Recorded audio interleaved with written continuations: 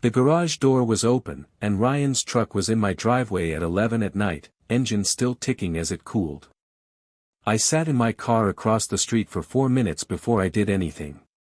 For minutes, watching my own house like it belonged to a stranger, trying to build an explanation that made sense of a friend's truck parked crooked against the curb at an hour when decent people were asleep. The porch light was off. That detail bothered me more than it should have. Melissa always left it on when she was up. I counted the windows. The kitchen light was on. Everything else was dark. My hands were still on the wheel, and I noticed, distantly, that I hadn't turned the engine off. My name is Daniel. I'm 41, I design buildings for a living, mostly schools and municipal offices, the unglamorous kind of architecture nobody photographs, and I've been married to Melissa for 14 years. We had 2 kids, Sophie and Ethan, a mortgage we were 3 years from paying off, and a life that from a distance looked like exactly what we'd set out to build. I want to tell you that everything was fine before that night. I can't. I can only tell you that I hadn't looked closely enough to know otherwise, and that by the time I got out of the car and walked toward my own front door, some part of me already understood I wasn't going to like what I found. I should back up. Ryan Coleman and I met in a dorm hallway at Ohio State when we were 19, arguing about a parking spot that belonged to neither of us. He was loud in a way I wasn't, the kind of guy who remembered everyone's birthday and showed up uninvited with beer when you were having a bad week.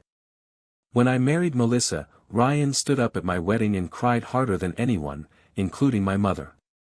When we broke ground on our first house, Ryan's construction company did the framing at cost, working weekends because that's who he was, or who I'd always believed he was. He was the kind of friend you stop examining. That was my mistake, though I wouldn't understand the size of it for weeks yet. I built buildings for a living, but somewhere along the way I'd stopped building the thing that actually mattered. I worked late because the firm was short-staffed, then because a promotion was close, then because working late had become the shape of who I was and I didn't know how to be anyone else. Melissa used to leave my dinner on the counter with plastic wrap over it, and for years I told myself that was just what marriage with 2 working parents looked like, practical, a little tired, nothing to worry about. I didn't ask her how her shifts were anymore. I didn't ask much of anything anymore. I told myself I was providing.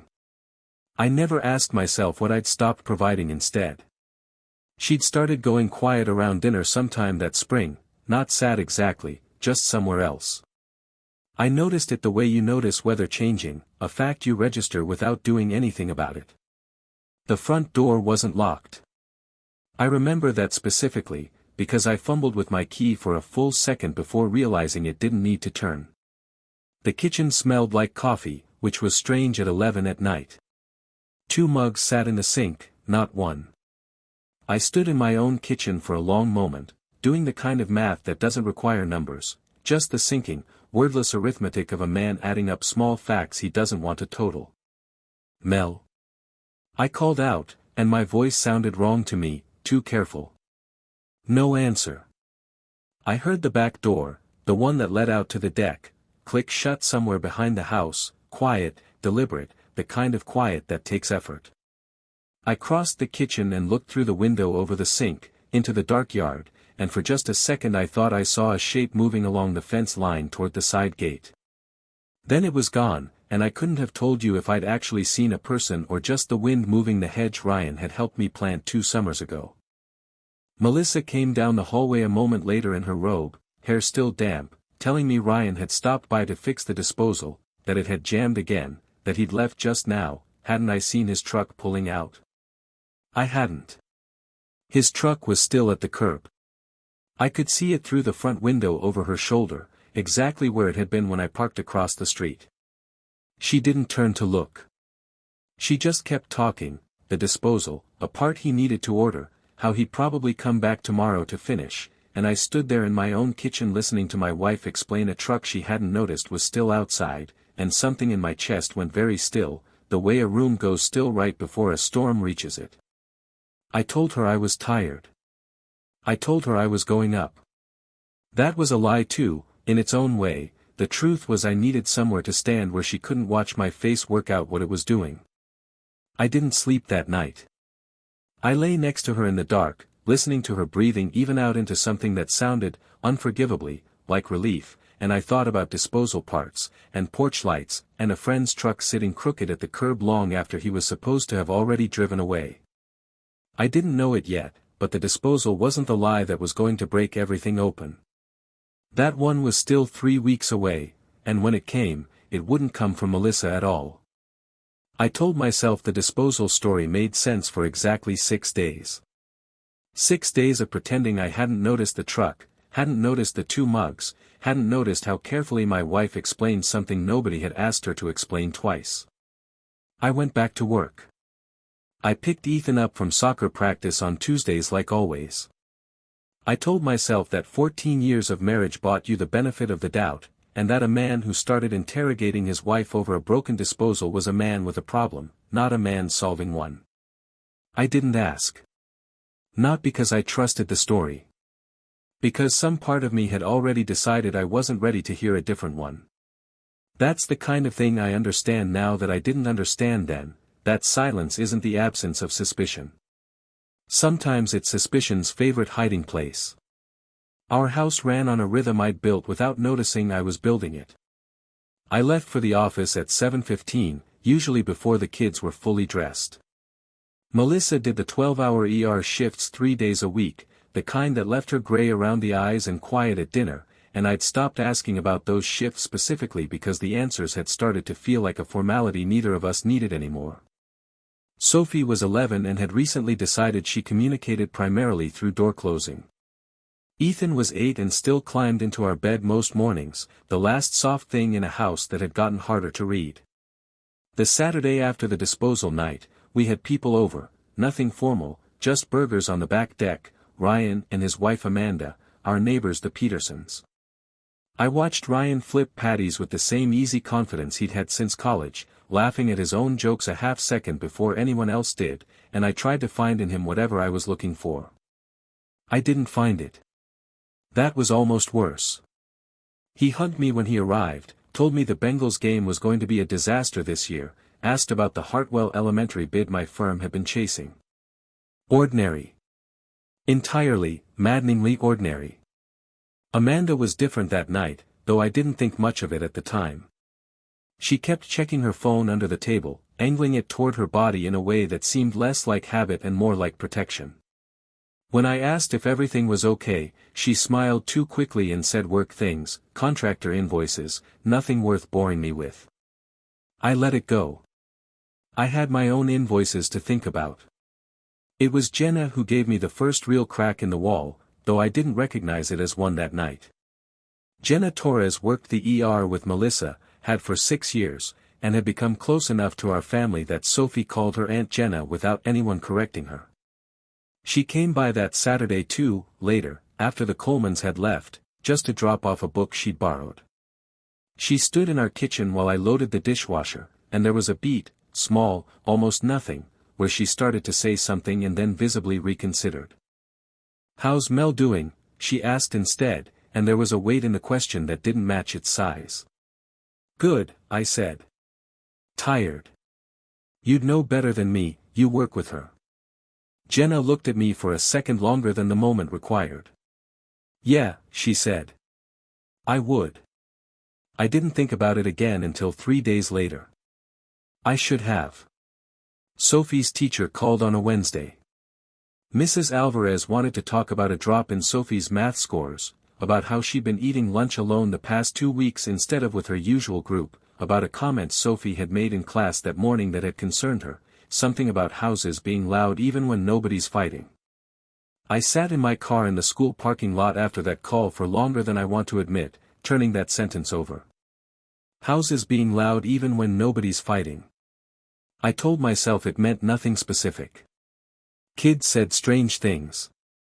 I told myself that, and some smaller, quieter part of me didn't believe it. That night I tried to talk to Melissa about it, really talk, the way we used to before talking became something we scheduled around exhaustion. She was at the kitchen counter, phone face down beside the cutting board, chopping vegetables with more force than the vegetables required. "Sophie's teacher called," I said. She thinks something's going on with her. At home. Melissa's knife stopped for exactly one beat too long before it started again. Kids pick up on stress, she said. You've been working a lot. I've been working a lot. It's not some mystery, Daniel. That's not what I said. I know what you said. She wasn't looking at me. I don't need you turning this into something bigger than it is. Her phone buzzed against the counter, screen lighting up just enough for me to catch the first word of a name before she flipped it over without checking it, the motion too smooth to be casual, too fast to be nothing. I smiled and let it go, because some part of me had decided that if I didn't ask the question, I wouldn't have to carry the answer. I want to stop here for a second. If you've ever stood in your own kitchen, across from someone you'd shared a bed with for 14 years, and felt the distance between you as something almost physical, a temperature change, a held breath, you already know what that felt like. It doesn't announce itself as danger. It just sits there, ordinary and cold, until one day you realize it's been sitting there for a long time. I let the conversation end. I told myself I'd bring it up again when things were calmer, when work slowed down, when Sophie's grades corrected themselves and the strange feeling in my chest had a chance to prove itself wrong instead of right. I went to bed early that night. Melissa stayed downstairs, and through the ceiling I could hear the low, uneven rhythm of her voice on the phone, rising and falling in a cadence I didn't recognize, not the clipped, tired tone she used with her sister, not the warmth she used with Jenna. Something else. Something careful. I didn't get up to find out who she was talking to. That decision, small, forgettable, the kind you make 100 times in a marriage without consequence, was going to cost me 2 more weeks of not knowing something I should have already understood. The mid-story pause had already happened in part 2, so I'll build part 3 around escalating clues, red herrings, and the subplot threads, Jenna, Amanda, Sophie, advancing. 2 weeks passed, and I spent most of them doing the thing I was best at, working. Hartwell Elementary's bid came through, which meant 12-hour days reviewing structural drawings, sitting in conference rooms arguing about load-bearing walls with men who cared more about budget than design. It was easy to disappear into. Easier than going home and sitting with the low hum of wrongness that had settled into our kitchen like a smell I couldn't place. I told myself the extra hours were about Hartwell. Some of that was true. The rest of it was that work didn't ask me questions I didn't want to answer. Melissa's schedule shifted that month. She picked up 2 extra shifts, said the ER was short-staffed after a nurse quit, said the overtime pay would help with Ethan's orthodontist bills. I didn't question it. Why would I? She'd always worked hard, always taken extra shifts when the unit needed her, and there was nothing about tired, overworked Melissa that looked different from the Melissa I'd married. That was the trouble with the whole thing, nothing looked different enough to accuse. Everything looked exactly different enough to notice, and not one thing more. She started showering as soon as she got home from shifts, even the ones that ended at 11 at night, even though she used to just collapse into bed reeking of hospital and exhaustion and complain about it in the morning. Small thing.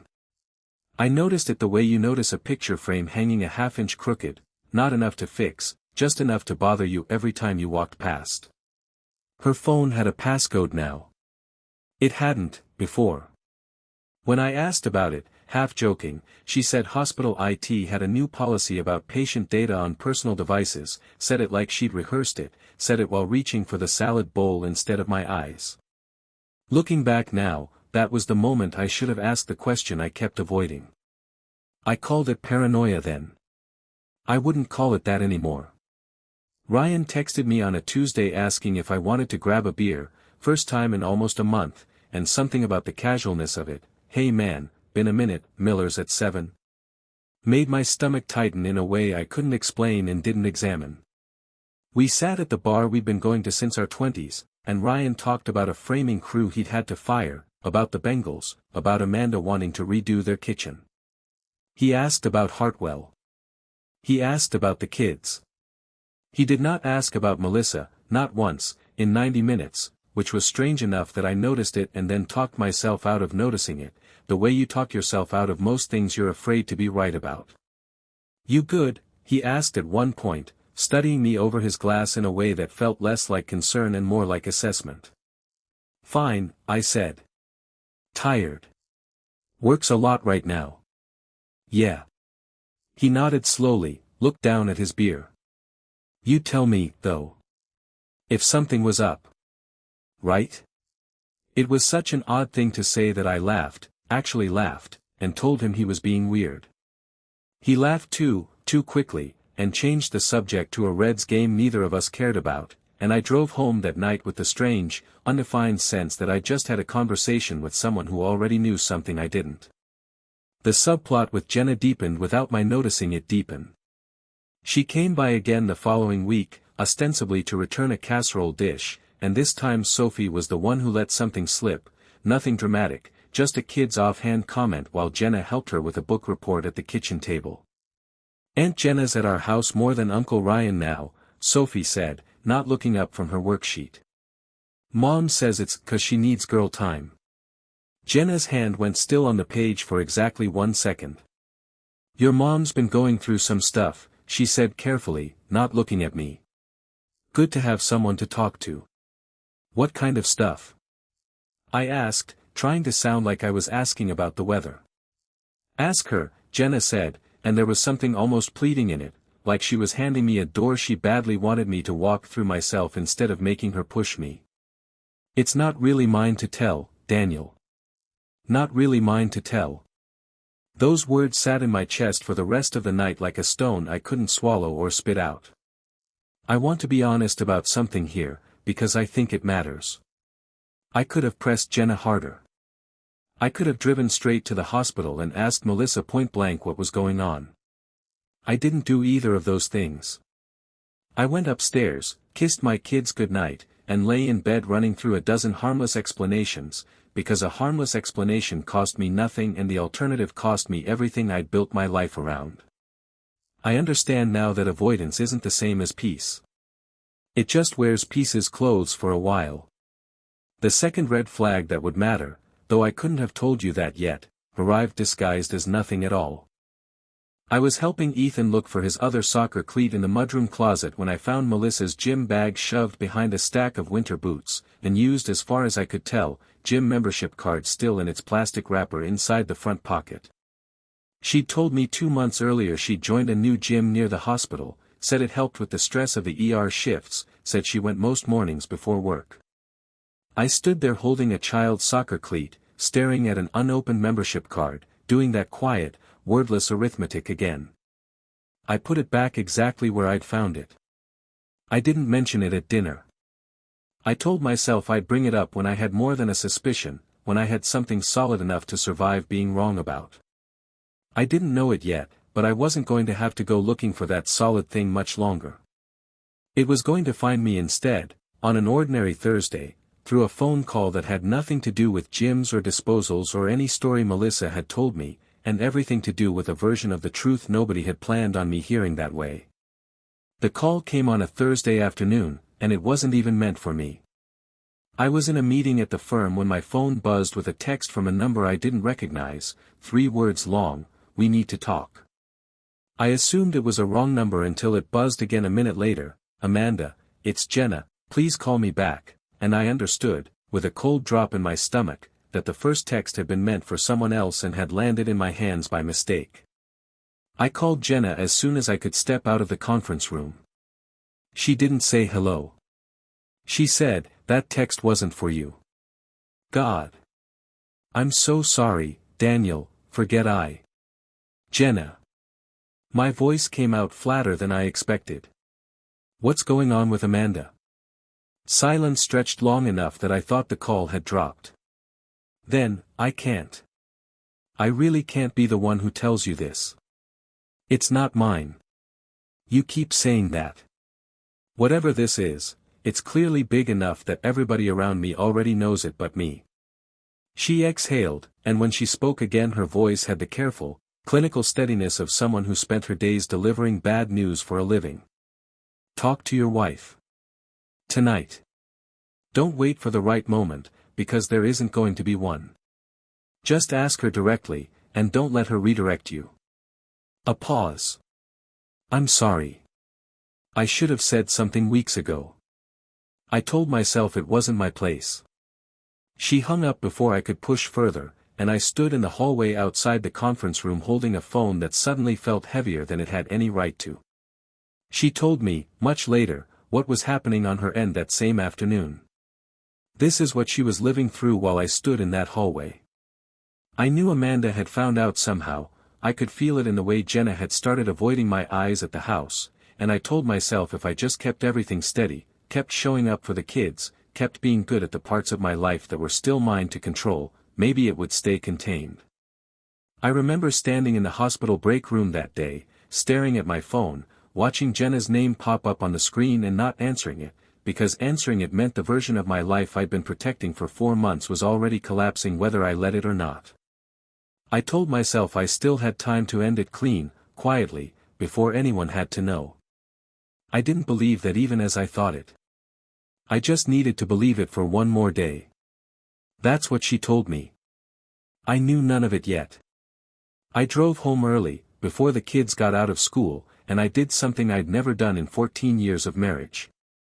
I went looking. Not for anything specific. I told myself that, even as I opened the hall closet and checked the coat pockets, even as I went through the shoebox in the back of her closet where she kept old photographs and Sophie's baby teeth. Nothing.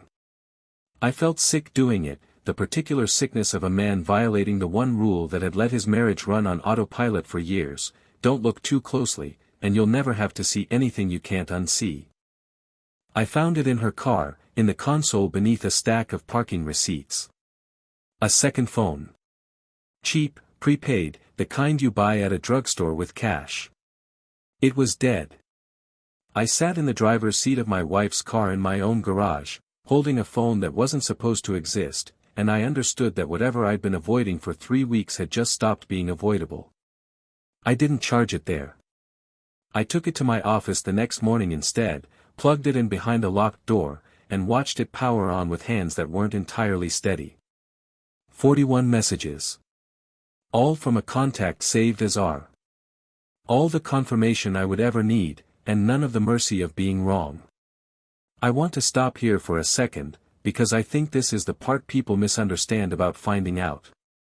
You'd think it would feel like the floor giving way. It didn't. It felt like something I'd already known for weeks finally being allowed to say its name out loud. The messages spanned 4 months. Times, places, a motel off Route 9 I passed twice a week without ever once suspecting it mattered. And near the bottom, 3 weeks back, the night of the disposal, the night of Ryan's truck at the curb, a message from Melissa: he almost caught us. I can't keep doing this here. And Ryan's reply, 20 minutes later: we'll figure it out. I'm not done with this. Not even close. I read that phone from start to finish twice.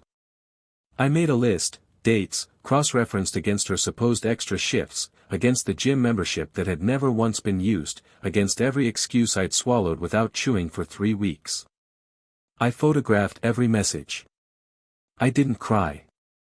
I want to be honest about that, because I expected to, and instead I felt something colder and more useful settle into place, something that made my hands very steady while everything else in me went quiet. Looking back, I think that steadiness was its own kind of shock. The grief was coming. It just hadn't arrived yet. I thought about calling Ryan first. I thought about showing up at his job site and putting the phone in his hands without a word.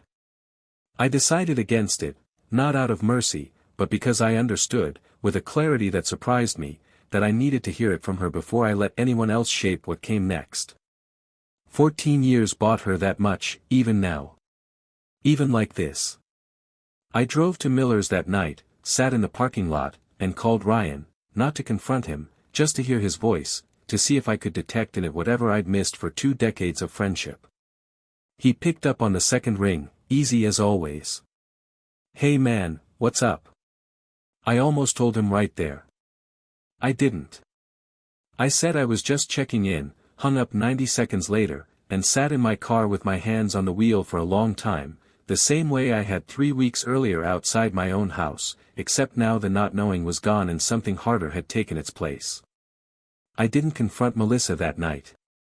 I told myself I needed one more day to decide how, but the truth was simpler than that. I needed one more night as the man who still believed, even for a few more hours, that he had a marriage worth being angry about losing. She was going to walk into that conversation still thinking she had time. She didn't know yet that the second phone was gone from her console, that I already had every date, every message, every name. She was about to find out that the last lie she'd tell me wasn't going to be the one that mattered, the truth already had. I waited until the kids were asleep. Melissa was in the kitchen wiping down counters that were already clean, the particular busywork of someone trying to outrun a feeling. I set the prepaid phone on the counter between us, screen up, the last message still glowing on it. She looked at it for a full 3 seconds before her face did anything at all. "Where did you get that?" she said. Not a question. A statement dressed up as one.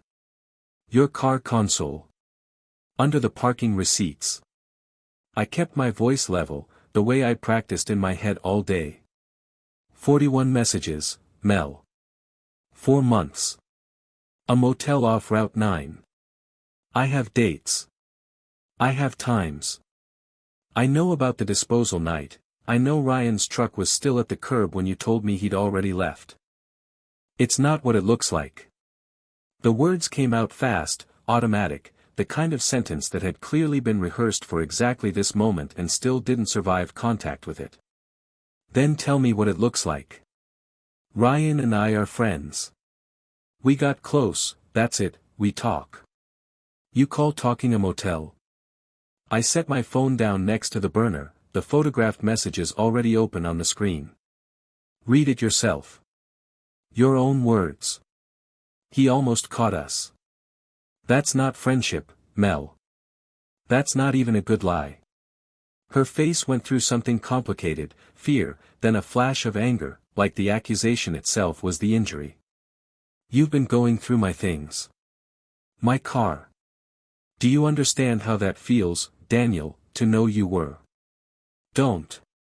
My voice didn't rise. I'd promised myself it wouldn't, and some cold, steady part of me held that line even as everything else in me wanted to put my fist through the cabinet beside her head. Don't make this about what I found. Make it about what you did. She turned away from me, hands braced on the counter, and for a moment I thought she'd say nothing at all. It was one time, she said finally, to the window, not to me. It got out of hand. It's basically over. 4 months isn't one time. And it's not over. You were with him 3 weeks ago, in this house, while our kids slept upstairs. That's not, she stopped. Started again. We were just talking that night. The disposal really was broken, Daniel, I'm not lying about. Amanda knows. I let that sit in the air between us. Jenna's known for weeks. Sophie's teacher is calling me about lunch tables and quiet houses. Everyone in my life has known before I did, and you're still standing here telling me it's basically over like that's supposed to mean something to me. Something in her cracked then, not gently. Her hands came up to cover her face, and when she lowered them her eyes were wet, but there was no softness in it yet, just the look of someone who'd run out of road. You want to know how it happened? Her voice had changed, lower now, stripped of the rehearsed defense.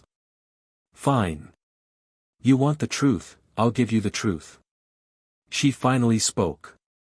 This is what she told me. It started in February, at Amanda's birthday thing, the one you skipped because of the Hartwell deadline. Ryan drove me home because my car was in the shop, and we sat in your driveway for 40 minutes just, talking. Really talking, the way you and I used to before you started treating every conversation like something you had to get through to get back to work. He asked me how I was doing. Actually asked, and waited for the answer. I hadn't had anyone do that in so long I didn't know what to do with it. I told myself it was harmless. A friend noticing me. That's all I let myself call it, for weeks. The first time he kissed me, I told myself it was a mistake, a one-time thing, that I'd never let it happen again, and I believed that when I said it. That's the part one need you to understand, I wasn't planning any of this. I was just so tired of being invisible in my own house, Daniel. You'd come home and go straight to your study. You'd ask about the kids and never once ask about me. I started to feel like a fixture. Like the disposal, honestly, something you only noticed when it broke. So I kept going back. Every time I told myself it was the last time, and every time I found a reason it wasn't. I got good at lying, scarily good, actually, good enough that it started to frighten me, how easy the stories came. The gym membership. The extra shifts. I bought that card and never used it once, just so I'd have something in my wallet if you ever asked. The night with the disposal, that was real fear, Daniel. When I heard your key in the door I thought my heart was going to come out of my chest. I made him leave the truck because I panicked and forgot, and then I stood in that kitchen lying to your face while my hands were literally shaking, and some part of me almost told you right there. I got as far as opening my mouth. And then I looked at you, waiting for an answer, trusting me the way you always trusted me, and I couldn't do it.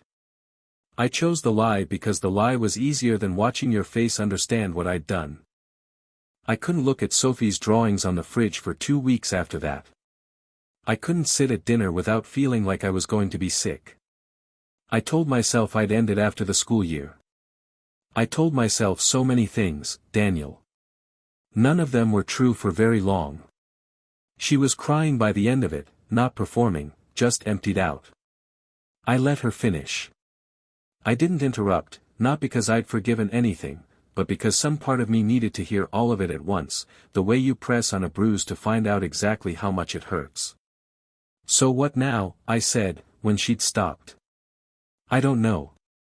She looked at me for the first time since she'd started talking. I never wanted to lose you, Daniel. I want you to know that, even if it doesn't fix anything. You didn't lose me tonight, Mel.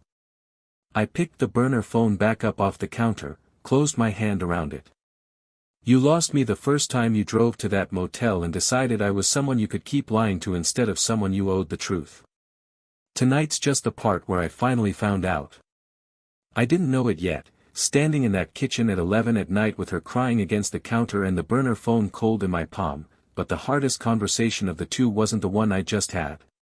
It was the one still waiting for me, with Ryan, the man who'd stood up at my wedding and cried, and who was about to learn that some truths don't stay buried just because everyone agreed to bury them together. I confronted Ryan 2 days later, in the gravel lot of a job site off Route 9, the same road, I realized only after I'd parked, that led to the motel. He knew before I said a word. I could see it in how he set down his coffee, how his shoulders came up around his ears like a man bracing for weather. Daniel. Don't. I held up the burner phone, screen dark now, battery long since drained again, but he recognized it anyway. His face confirmed everything the messages already had. I'm not here to fight you.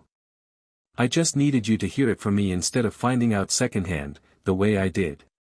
I never meant for. You stood up at my wedding, Ryan. My voice stayed even. I'd used up whatever storm I had in me 2 nights before, in my kitchen. You held my son the day he was born. Whatever you meant or didn't mean, you knew exactly what you were taking. Don't tell me you didn't. He didn't argue. That was almost the worst part, 22 years of friendship, and he had nothing to offer in his own defense except silence and a jaw working like he was chewing on words that weren't going to help him anyway. Amanda know? He finally asked. She will by tonight. I turned to go, then stopped. I'm not going to make this ugly. I'm not going to call your clients or burn your business down out of spite. But we're done, Ryan. Not angry done. Just, done. There's nothing here anymore to be angry at. I understood something walking back to my car that I hadn't understood standing in my kitchen 2 nights earlier, that the friendship had actually died months before I found out about it. I was just the last one still showing up to a relationship that had already ended. What followed happened faster than I expected, and I won't drag you through all of it, because most of it wasn't really story anymore, just paperwork, and logistics, and the particular exhaustion of dismantling 14 years in a series of appointments. Amanda filed for divorce from Ryan within the month. She'd suspected for weeks by then. She told me later, over coffee we had almost by accident, she just hadn't had proof, the way I hadn't.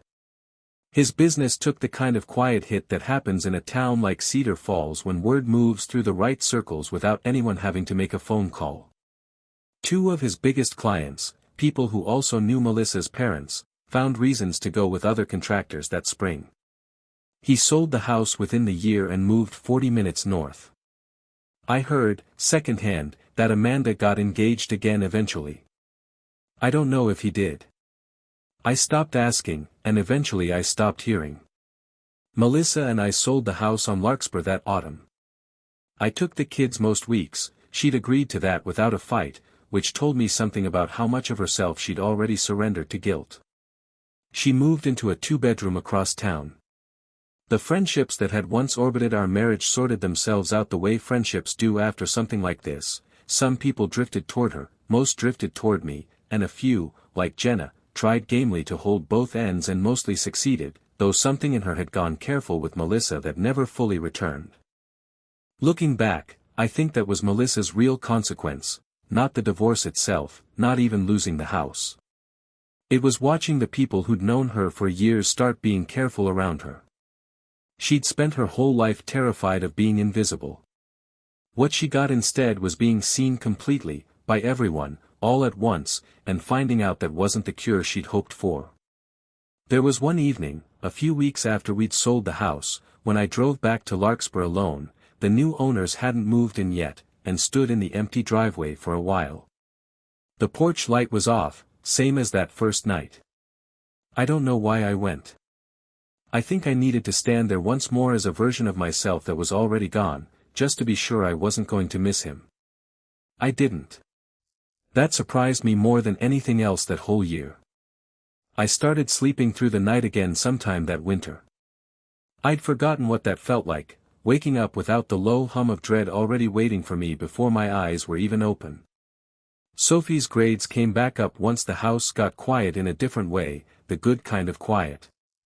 Ethan stopped asking, every few days, if Mom and Dad were going to be okay, because by then he could see for himself that we were. I stood in my new apartment one night, boxes half unpacked, and realized the weight I'd been carrying without naming it for months had simply gone. I hadn't announced it to anyone. I just noticed, one evening, doing dishes for one, that it wasn't there anymore. I closed the door on that apartment the night I finally hung the last picture, Sophie and Ethan on the porch of the old house, taken before any of it, that I'd kept anyway because it was still a true photograph even if it wasn't the whole truth. I stepped back, looked at it straight, and turned off the light behind me. That's my story. A prepaid phone in a car console, a truck parked crooked at a curb, a porch light that was off when it should have been on. I've had some time to sit with it since, and a few things stayed clearer to me than they did in the moment. I learned that the quietest red flags are usually the loudest ones in disguise, the porch light, the passcode, the gym card that never left its wrapper. I stopped believing that providing for a family is the same thing as showing up for one. Those turned out to be two entirely different jobs, and I'd only ever been doing the first. There was also the thing Jenna told me, the night she finally broke and called me instead of protecting a secret that was never hers to carry, that silence, even well-meaning silence, still cost someone something. And underneath all of it, I understood that trust isn't a thing you're owed for showing up on paper. It's something you have to keep earning, on both sides, or it quietly stops being real long before you notice it's gone. Have you ever looked back at some small, forgettable detail, a truck left at the curb, a light left off, and realized it had been trying to tell you something the whole time? Thank you for staying with me through all of this. If any part of it found something familiar in your own life, I'd genuinely like to hear it in the comments. I read every one. See you in the next story.